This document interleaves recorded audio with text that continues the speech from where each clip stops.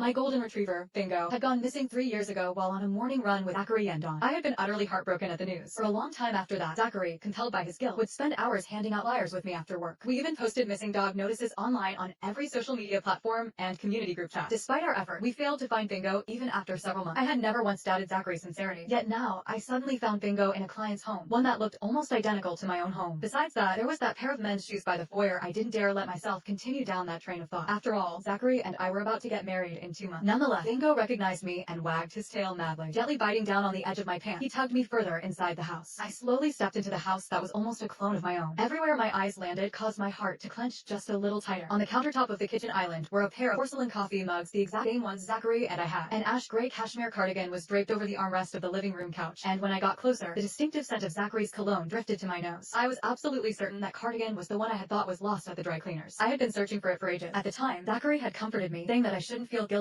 and that I could always just buy him a new one. As it turned out, it had simply been left at someone else's house. Not only that, but a huge photo hanging smack dab in the middle of the living room showed Zachary leaning down to passionately kiss another woman. The most painful thing of all, the watermark in the corner of the photo showed it had been taken on Valentine's Day, supposedly the day Zachary had been busy attending an academic conference. And what about today? Zachary had left for work early in the morning and told me at noon that he had been sent to another city to assist with a surgery. Then, in the afternoon, I received a request from this client, who said that her boyfriend had decided to take her to a hot springs resort at the last minute to celebrate couple's day. In other words, Zachary wasn't off in another city to assist with some surgery. He was enjoying the hot springs with the woman in this photo. Taking out my phone, I called the cardiac surgery ward at Elam Hospital. Hello, is Dr. Yendon free for the next few days? I would like to make an appointment for a follow-up. Dr. Yendon is away on leave and will only return to work the day after tomorrow. Is he really away on leave? I'm sorry, but according to the duty roster, Dr. Yendon is truly away on leave. Would you like to make an appointment with one of the other doctors? I stood rooted to the spot as my mind went blank, not even realizing it when the call ended. Eventually, I was snapped out of my daze by the chime of my phone, indicating that I had a message. It was from Zachary. Honey, I was asked to aid in an emergency surgery at the last moment, so I won't be able to make it back tonight. Happy couple's day. Even though you have to spend it alone, remember to be happy, okay? I love you. The words seemed to stab at my eyes, making them sting. He was clearly using work as an excuse to spend the occasion with some other woman, yet here he was, still pretending to be loving. After giving it some thought, I realized that in the past 3 years since Bingo had gone missing, Zachary had claimed to have last-minute surgeries, academic conferences, or been sent to other cities for assistance countless times. It was very likely that most of those instances had been a ruse for him to go and cheat on me, and I had believed him all those times, never once suspecting anything. At that moment, I suddenly noticed a blinking red light in the corner of the living room, a security camera. Realization dawned on me. This wasn't a last-minute request from a client. This woman had clearly been a mistress for too long and had grown impatient. This was a declaration of war on me so that she could become Zachary's official wife. I took Bingo home with me, as my many years as a vet told me that there was something very off with him. Bingo had been an exuberant dog since he was a puppy. After reuniting with me, he had lunged at me in excitement, nuzzled me, wagged his tail. However, he had never once made a sound, not even a